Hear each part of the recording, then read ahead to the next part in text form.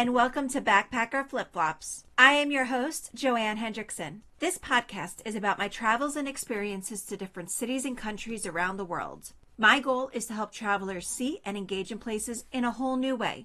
Please check out my website, backpackerflipflops.com, or follow me on Instagram at backpackerflipflops.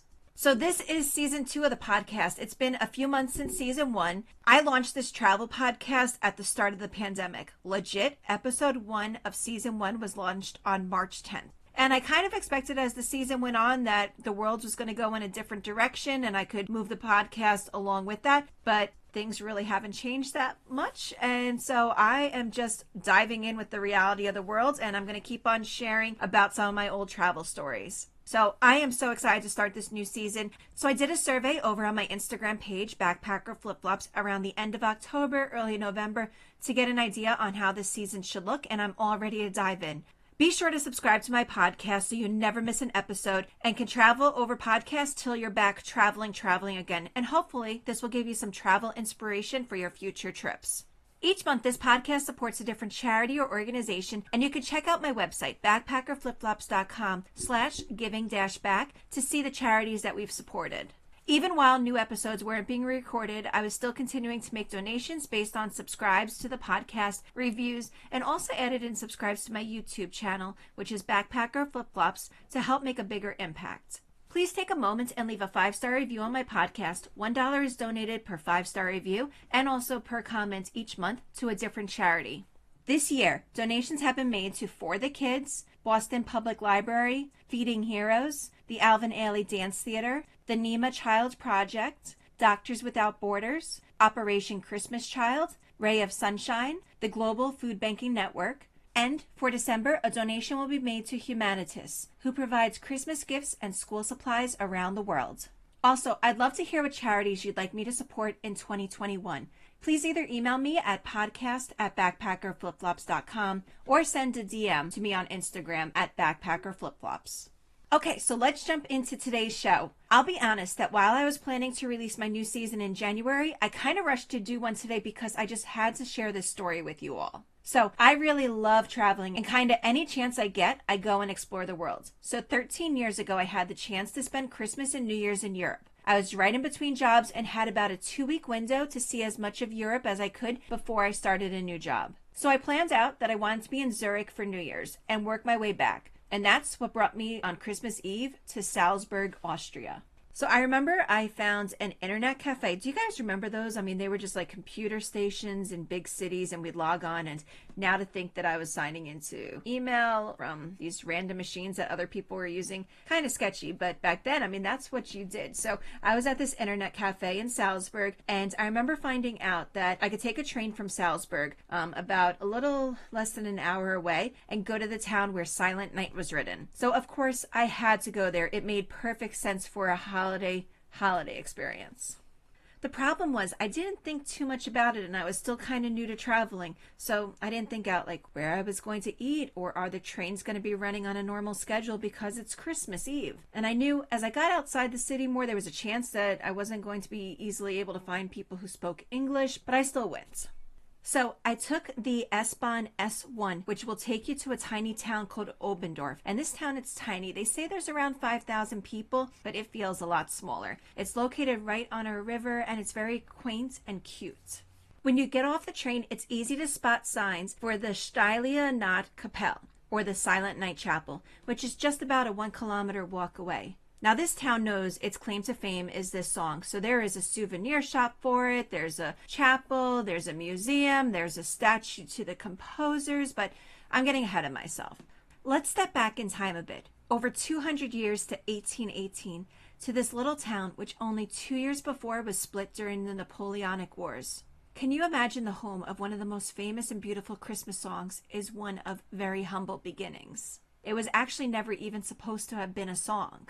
As the story goes, at St. Nicholas Church, which has to be the greatest name for a Christmas story, so they had an organ, and the organ was broken the night of Christmas Eve. It just could not play. No matter what they did, it wasn't working. So the priest, whose name was Father Moore, was trying to pray and figure out how could he share music with his congregation on such a holy night. And in that praying, he actually remembered a Christmas poem he had written about 2 years before. And it was just a series of short thoughts. There was no melody to it. He had never shared it with anyone. It just was something that came to him as he was on a winter walk. He called it Stilla Nacht, Heilige Nacht, or Silent Night, Holy Night. Father Moore made his way to the home of Franz Gruber, who was a parishioner, who was a school teacher, and he had some musical inclination, and he asked if he could write some music to the song. Since there was no organ to play music along with, Franz Gruber settled for coming up with music with a guitar. And in a matter of hours, a song was developed and shared with the choir with enough time to learn. That evening, at the midnight mass, Father Moore and Franz Gruber shared their song with the parishioners. When the person came to service the organ, they heard the song and it started to spread. He shared it with 2 groups of traveling folk singers, and then it was being sung for Christmas 1 year later in 1819. By 1839, it made its way to New York City, and it's continued to grow in popularity. It's now being sung in over 140 languages. So now you can go and visit the spot where the song was developed. But be aware, it's not the original church. There were multiple floods in the 1890s that destroyed much of Oberndorf, and the church was demolished and a memorial chapel was erected on its site in 1937. Now this chapel, it's adorable. It's very small and not too many people can go in at a time, but everyone is so pleasant and in awe. You come to Oberndorf for this church and for this experience and to take in the silence and holiness of the night. One thing I did find out though rather quickly is that the town does get silent, as in everything was closing up on Christmas Eve. People were leaving, and here I was, a foreigner who could not speak the native language, did not even have a place to eat, was waiting for trains that weren't running on a normal schedule, out in a cold, snowy night. I saw a pizza place that was across the street from the chapel, and could see that they were in the process of closing, but I asked desperately if they had anything I could grab quickly. I don't know if the owners even spoke English, but he could tell I was all alone on Christmas Eve, and I'm guessing he knew there was nowhere else to eat, so he welcomed me in while he heated up something. I believe it was his wife that was also there, and there was also a little child, so possibly it was a whole family. Now the little girl, she was probably around 5 or 6, and she was so excited to have a new friend. She sat down next to me at the table while we were waiting for my food. She started to color and draw, and we were showing each other pictures. We couldn't talk the same language, but we had one of the most fun conversations of that entire trip, just sitting there and coloring together. And this family, they were so welcoming of me. They did not make me feel rushed at all. And on that silent night in that small town in Austria, I personally witnessed the real meaning of Christmas. If you go to Oberndorf, there's still a pizzeria across the street. I'll be honest, I'm not sure if it has the same owners or if it's the same name, but it does look very similar in pictures. But to wherever that family is and that little girl who would now be a young adult now, I say thank you.